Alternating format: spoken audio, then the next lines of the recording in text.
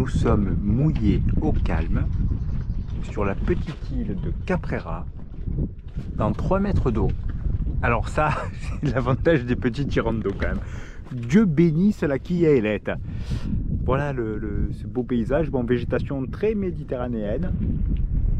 C'est un petit air de Porquerolles quand même, cette histoire là.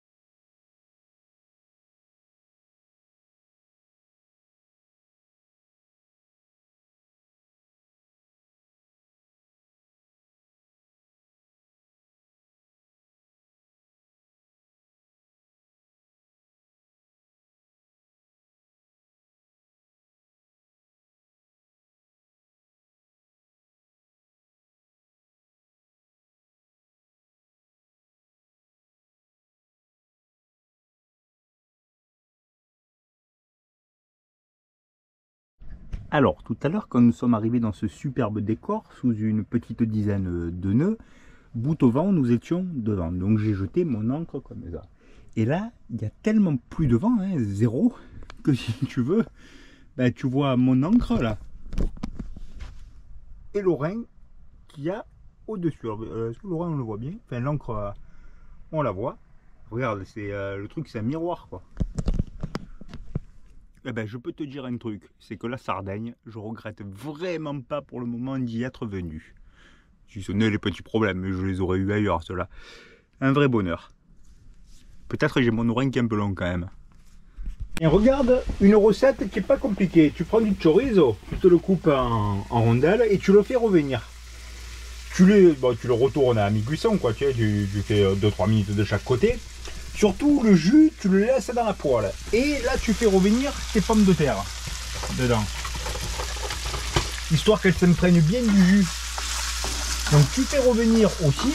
Après, tu rebalanceras le chorizo dedans. Et ce soir, ma foi, on va encore se la régaler. Ce midi, qu'est-ce qu'on a fait? Salade, tomate, feta, olive à la grecque, un peu de basilic frais en plus. Et après en dessert j'ai pris des fraises. Putain, mais je me régale sur cette croisière. Et là bon, le temps que ça prépare, on va faire le montage de la vidéo du Stintino jusqu'à ce que tu la vois là, puisque je suis en train de faire à manger pour que tu vois la vidéo. Allez. Voilà, donc nous avons passé 2 jours dans ce superbe mouillage. D'ailleurs bonjour du coup. Et puis là nous venons de partir. On a fait un départ sous voile. Donc juste le moteur pour le gain d'eau et puis au cas où, hein, mes moteurs complètement débrayés. Voilà, on va un peu plus au sud. Alors pour l'instant, nous avons le vent qui est au large. Donc tout va bien. Sauf qu'il va tourner et qu'il va passer au sud. Et on va faire donc du près. C'est ça, tu suis. Donc voilà, écoute, on se fait une petite navigation, je pense, de 25 nautiques. Tranquillou. Quelle heure est-il? Il est presque 9 h, donc ce qui nous laisse une belle journée de navigation et puis un beau moment après pour profiter une fois que l'on sera arrivé. Ça y est, nous sommes sortis de l'archipel de la Maddalena et puis on s'est mis avec un petit appui moteur. Alors pourquoi? Déjà parce qu'il y a 4 nœuds de vent et qu'on a une houle d'1 mètre. Alors tu sais que la caméra ça écrase un peu la hauteur des vagues, donc tu verras pas, c'est 1 mètre, mais depuis tout à l'heure on est branloté, c'est pas les conditions les plus agréables, c'est chiant parce qu'il n'y a pas d'air pour la pluie quoi. Et donc voilà, et puis depuis tout à l'heure je me pose la question suivante, va-t-il aller à Olbia ou ne va-t-il pas aller à Olbia? Et je crois que jusqu'à ce que je sois devant, je n'en saurais rien. J'y suis déjà allé une fois, mais c'était un dimanche, je ne vais pas tant apprécier que ça, il n'y avait pas grand chose à faire. Bon voilà, j'ai pas besoin de faire de courses. J'ai juste besoin de jeter des poubelles. Ben voilà, écoute, tu le découvriras dans les secondes à venir. Nous sommes toujours au moteur parce qu'il n'y a toujours pas de vent. Alors, nous arrivons, tu vois, ce magnifique endroit qui te ferait presque penser au Gibraltar de la Sardaigne. Donc, nous arrivons à hauteur d'Olbia. Alors, finalement, on ne va pas aller à Olbia. Donc on va pas aller à Olbia parce que j'ai rien à y faire en fait. Alors pas dans le sens péjoratif, mais voilà, j'ai pas forcément envie d'y aller. Donc si tu n'as pas envie d'y aller, surtout ne te force pas. Et puis derrière, donc voilà, Olbia, si tu le situes, il est dans ce petit creux là, ici. Et passer ce cap, donc il faut ouvrir l'œil parce que nous avons des rails à respecter. Alors tu as le... Alors, respectez pas nous puisque nous n'y allons pas. Mais tu as le rail montant, le rail descendant. Et on voit que on a un bateau de la Grimaldi qui est sorti. Et sur l'AIS, on me dit, fais attention, tu as un Méga Express. Alors Méga Express, c'est de la Sardina Ferry. Bon bref, tout ça n'a pas beaucoup d'importance. Voilà, mais c'est juste pour te dire que l'on ne va pas à Olbia et que l'on va aller sur un mouillage un peu plus sauvage. Je sais pas pourquoi j'ai envie de sauvage et j'ai pas encore envie de voir du monde. Ça changera, ça viendra, mais pour l'instant, je suis bien tout seul. Voilà, Olbia est là-bas, ici, là, à ce niveau-là. Là, on a Golfo Aranci où on devait aller mouiller. Alors, on voit qu'il y a le fameux Méga Express qui est là-bas. Et puis, au final, je me suis dit que c'était un peu une station balnéaire. Tu vois, les stations balnéaires, il y a du monde. Alors, on va aller un peu plus loin, où on a une île qui est réserve naturelle, que l'on doit voir devant. Bon, ça sert à rien que je te la montre parce que c'est trop loin. Et puis voilà, on sera un peu, je pense, un peu plus au calme, un peu plus tranquillou, un peu plus serein, un peu plus en toute quiétude pour se reposer.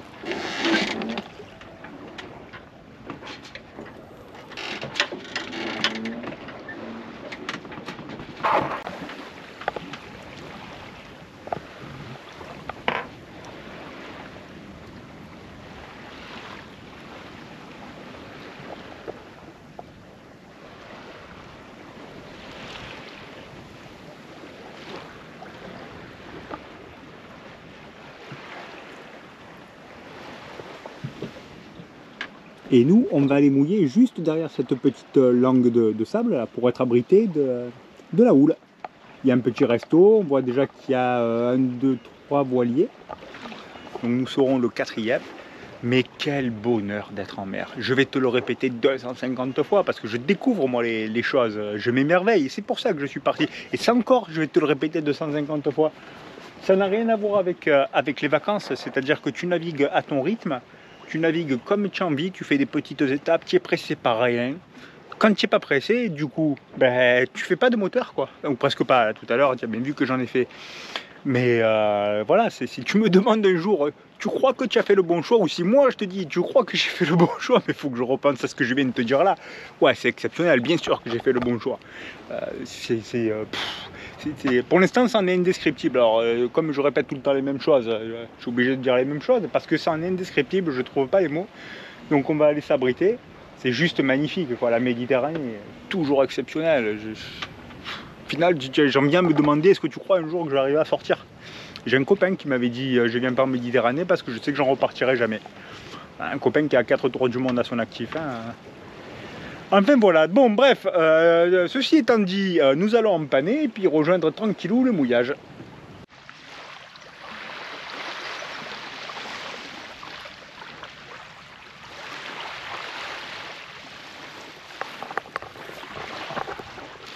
On a changé de mouillage, alors pas beaucoup, j'avais mouillé dans 3,20 m, 3,40 m enfin.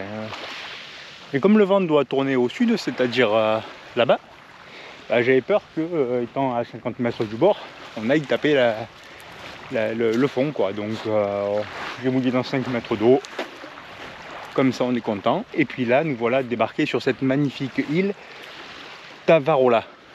Je crois que c'est ça, Tavarola. C'est une ancienne république indépendante en fait, qui a été rattachée, je crois, il y a même pas 100 ans, moins à la Sardaigne. Ici, on y avait envoyé un pape en exil, par exemple. Donc voilà, c'est qu'il y a une falaise rocheuse, là, celle-ci, qui fait presque 600 mètres de haut et qui va se jeter vraiment dans cette eau turquoise. C'est assez surprenant comme paysage, tellement c'est beau quoi. Géologiquement, enfin voilà, ça vaut vraiment le coup quand même cette île. Je vais te le répéter encore, toutes les vidéos que tu vas faire sur la Sardaigne.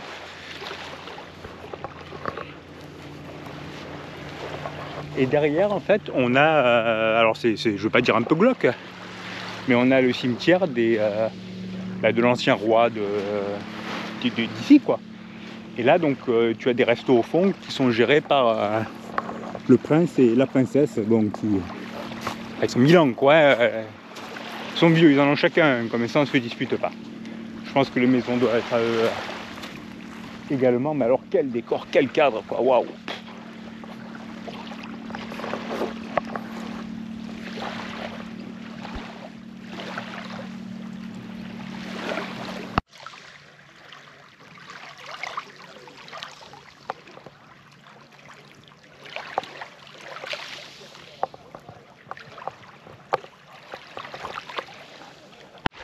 Allez, minute, il nous raconte encore la même chose. Et ouais, va falloir que je change quand même. Tu te rends compte que là, je suis seul sur la plage. Et ceux qui vont à l'Almanar, à la Couronne, à la Ciotat, à Dunkerque, non pas à Dunkerque, mais en Dunkerque personne va à la plage, hein. Mais personne n'est seul quoi. C'est un putain de privilège. Je vous l'ai dit, hein, la première vidéo, que j'allais m'émerveiller. Je vous le répète maintenant toutes les 2 secondes que je vais m'émerveiller. Mais oui, ça fait partie des choses, quoi. Quand on atteint un objectif, quel qu'il soit, pas obligé d'atteindre l'objectif, c'est plus joli de l'autre côté, ce sera moins contre-jour. Pas obligé d'atteindre un objectif démesuré, mais ne serait-ce que se satisfaire de tout, arrêter de vouloir toujours plus. Enfin, moi je viens du monde où on en veut toujours plus, hein. Donc voilà, changer. Comme je l'ai dit, je pars pour un tour du monde, ou un tour de n'importe quoi, de Méditerranée, peut-être juste un tour de cet été. Ouais, c'est surtout, comme la plupart des gens qui partent seuls, quand tu vas faire un voyage, c'est d'abord le tour de toi-même que tu veux faire. Bon, cet instant philosophique ne va pas durer parce que je veux pas être emmerdant. Mais donc voilà, quand tu te satisfais d'une victoire de ce que tu avais imaginé, donc que tu coches quelque chose et tu sais que tu vas le cocher tous les jours, t'as de quoi être content, tu vois, ça sert à rien d'avoir plus. Tu marches seul sur la plage, tu vois ton bateau que tu as poliché là et qui est juste magnifique. Et puis voilà, tu t'en satisfais. Et puis là, je vais aller me satisfaire de me faire un petit apéritif quand même, parce que quelle heure il est? 18h41. Le temps de quoi? De ranger, non, c'est fait. De faire la vaisselle, c'est fait. Le temps d'admirer encore un petit peu le paysage et de rentrer à la rame, parce que je me sers du moteur le moins possible. Surtout que là, c'est vraiment à côté, ça aurait été con de mettre le moteur. Et puis, il sera l'heure de l'apéritif. Bon, nous avons changé de mouillage. Alors pourquoi? Parce qu'on était très bien là-bas. Le problème, c'est que le vent venait de sud-est, donc forcément on l'avait dans le nez puisqu'on était au mouillage, mais donc nous poussait entre guillemets, enfin si j'exprime comme ça, vers la plage. C'était pas un problème puisque bon, j'ai une bonne ancre, j'ai une grosse chaîne, j'avais mis la longueur nécessaire, on bougeait pas.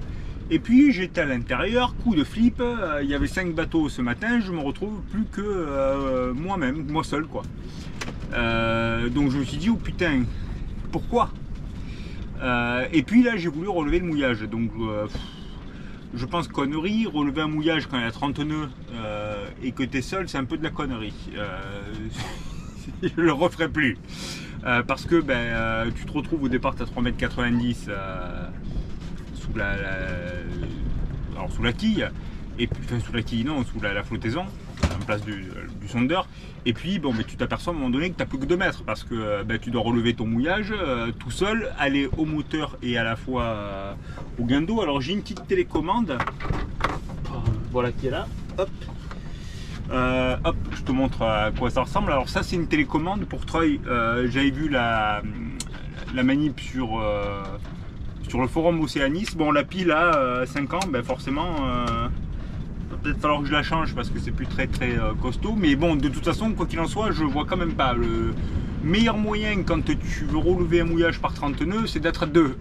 Qui est au moteur et l'autre qui est à l'avant. Et puis on communique par des signes, ça va plus vite. Bref, on s'en est sorti. On est venu juste en face à une demi-heure de nav. Je savais que le vent allait tourner sud-est et j'ai été con. Voilà, mais j'apprends hein, de ma connerie. J'aurais dû venir ici hier soir. Donc on se faisait un mouillage de 3 heures là-bas, on descendait à terre, c'était bien sympa. On se faisait une balade, on relevait le mouillage, on venait à l'abri pour la journée, on se buvait l'apéro ici. Bref, c'est toujours aussi beau, c'est un peu plus urbanisé. Il y a des maisons derrière, mais voilà, on va être bien pour passer la nuit. De toute façon, le vent va se calmer dans la nuit ou demain matin. Nous quittons ce magnifique mouillage, calme, passer une super nuit, pour aller un peu plus au sud. Bon alors, pour aller un peu plus au sud, c'est le régime qu'ils annoncent forcément pendant au moins les 5 prochains jours. Donc on va aviser, parce que la météo change quand même assez souvent, donc on va aviser en fonction d'eux, avec des vents, bon, je ne vais pas dire fort, non, je ne vais pas dire fort, mais voilà, c'est une quinzaine de nœuds en établi. Alors là, la chose, le souci, c'est qu'il y a très peu d'abris de sud. Donc on va essayer d'aviser en fonction, et puis vers Cagliari, ça doit souffler. Là, on va pouvoir trouver un peu plus d'abri. Enfin bon, nous ne sommes pas encore à Cagliari, donc profitons déjà de cette navigation, et puis on avisera, hein, comme ça la voile. On a prévu, on a regardé la météo, ce qui compte, et puis le reste après, on avise en fonction d'eux. Bon, je vais nuancer mes propos parce qu'il faut toujours faire attention à ce que tu dis sur les réseaux sociaux et sur les médias comme YouTube.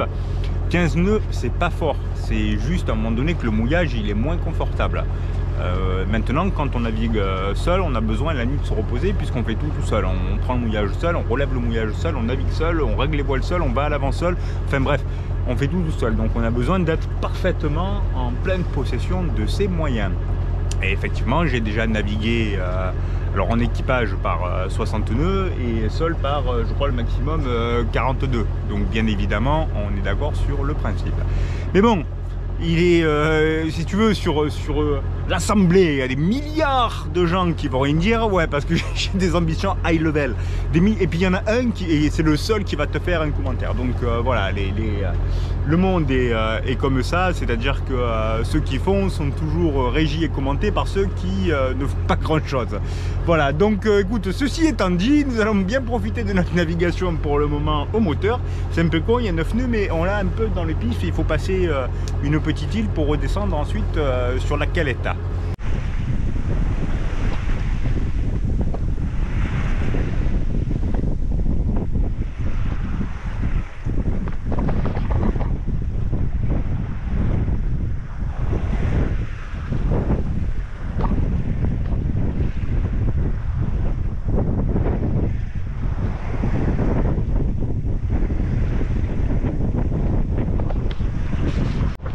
Voilà, nous sommes arrivés à la Caletta, au mouillage. Alors le mouillage, il n'y en a pas en fait, hein, de répertorié, il y en a un avant, un peu après. Moi je me suis mis un peu dans l'avant-port, juste, enfin je sais pas si c'est l'avant-port, ouais, juste devant le port. J'ai jeté l'ancre dans 4 mètres de fond, là sur le fondeur il y a 3,80. Bon écoute, on est ouvert quoi, hein, ça vient de sud-est donc ouvert, mais ça bouge pas trop. Comme ça va se calmer ce soir et que c'est une houle qui est essentiellement liée au vent, ça devrait être pas mal, ça devrait être plus calme.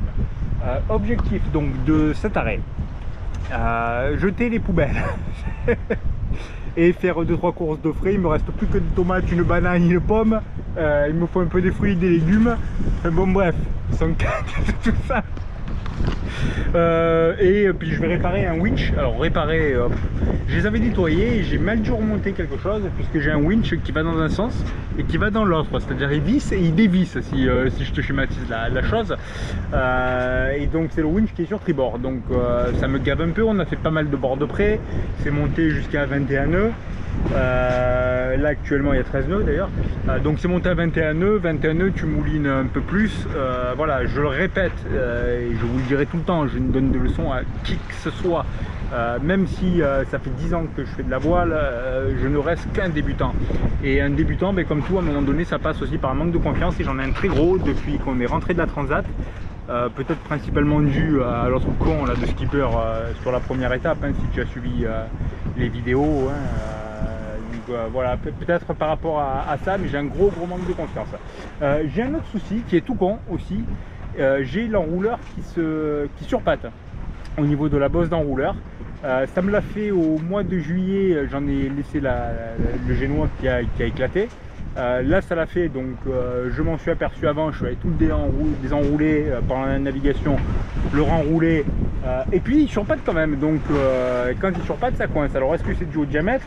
Ça arrive depuis que j'ai changé la bosse d'enrouleur, donc qui est neuve, qui vient de chez Cousin Trastec, le truc premium, enfin voilà, qui est en diamètre 10, et c'était du 10 que j'avais avant, donc on va savoir pourquoi est-ce que ça coince, voilà. Enfin, comme bien même, c'était une belle navigation. Voilà, on se régale de tirer les bords. Hein. 18 000, on en a fait 24 en tirant les bords. Voilà, ça fait plaisir. J'essaie de regagner un peu de confiance aussi, hein, je vous le cache pas, parce que manque de confiance, comme je vous le disais, c'est terrible. Quand tu navigues, quand tu fais quelque chose, ce manque de confiance, il est terrible. Voilà quel était notre souci. Donc tu vois cet engrenage là, il est usiné des deux côtés. Tu penses que c'est la même chose, mais il y a 1 millimètre d'écart, et de ce fait là, donc on a notre jeu d'1 millimètre ici que l'on n'avait pas tout à l'heure. Voilà, on a récupéré notre souci. Le winch, donc je l'avais nettoyé, c'était l'été dernier, je crois, au mois de juillet. Je vais te mettre dans le lien, le descriptif, parce que la vidéo je ne l'avais pas rendue publique, elle était en privé. J'avais donné le lien qu'à quelques personnes. Dans cette vidéo, on nettoie au bac à ultrasons et le winch et le moteur. Donc on va remonter le winch, on va voir si tout fonctionne correctement. Allez, voilà, ça y est, c'est réparé, je l'ai testé en tension, donc ça fonctionne aussi bien dans un sens que dans l'autre. Ça mouline dans le même sens, quoi, pas sens contraire comme tout à l'heure. Bon, voilà, je me suis aperçu du problème, je le règle que maintenant. Bon, je vais pas donner d'avis, de conseils, mais à un moment donné, si tu attends d'être prêt à 200%, tu pars jamais. Je crois que c'est Mike Horn qui dit un truc comme ça, si tu attends d'avoir 100% de réponse, tu pars jamais, il faut que tu aies 5% et les 95% viennent sur le chemin.